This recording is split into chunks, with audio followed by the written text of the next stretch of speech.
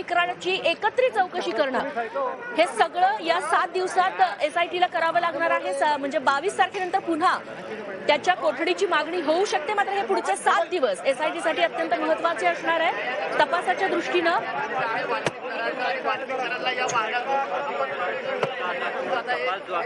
Court परिसरात हालचाली सुरू झालेल्या आहेत। वाल्मी कराडचा ताबा आता एसआयटीने घेतलेला आहे। पोलीस व्हॅन मधून त्याला आता एसआयटी कोठडीत रवाना केलं जातंय। ही थेट दृश्य आहेत बीड कोर्ट परिसरातली। वाल्मी कराडला घेऊन आता पोलीस निघालेले आहेत। एसआयटीचे अधिकारी न्यायालयीन कोठडीत होता वाल्मी कराड कालचा दिवस। आज त्याला कोर्टात हजर केल्यानंतर त्याला 7 दिवसांची एसआयटी कोठडी मिळाली आहे आणि आता वाल्मी कराडला एसआयटीने आपल्या ताब्यात घेतलंय। उद्यापासून त्याची एसआयटी कडून चौकशी सुरू होणार आहे। एकूण 8 आरोपींना संतोष देशमुख हत्या प्रकरणात आतापर्यंत अटक करण्यात आलेली आहे। या 8ही आरोपींसोबत किंबहुना सुदर्शन घुले आणि विष्णू चाटे ह्याच्यासोबत एकत्रित वाल्मी कराडची चौकशी केली जाते का हे बघणं महत्त्वाचं ठरणार आहे। कारण ज्या दिवशी म्हणजे 9 डिसेंबरला संतोष देशमुखांची हत्या झाली त्या दिवसभरात वाल्मी कराड, विष्णू चाटे आणि सुदर्शन घुले यांच्यात फोनवरून संभाषण झालेलं होतं।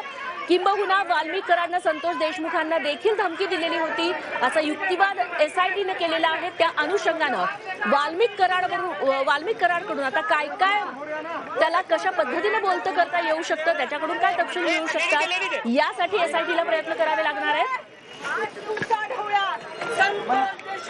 ज्या पद्धतीने मारलं त्या मारेकऱ्यांना फाशीची शिक्षा झाली पाहिजे। ट्रायल व्यवस्थित चाललं पाहिजे। प्रत्येक गोष्टीला ट्रान्सपरन्सी असली पाहिजे। पारदर्शकता प्रत्येक गोष्टीत असली पाहिजे।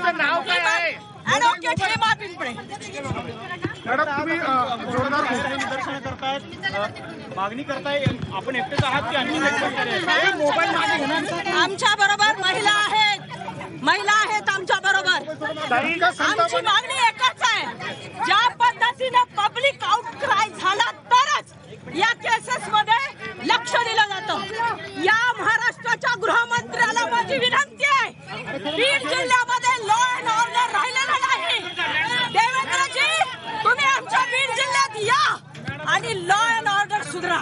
हे तुम्ही एक वकील असून तुम्ही कायदा हातात घेताय? काय हातात घेतलाय मी? काहीच नाही। मी उलट आपलं नाव काय? ॲडव्होकेट हेमा पिंपळे।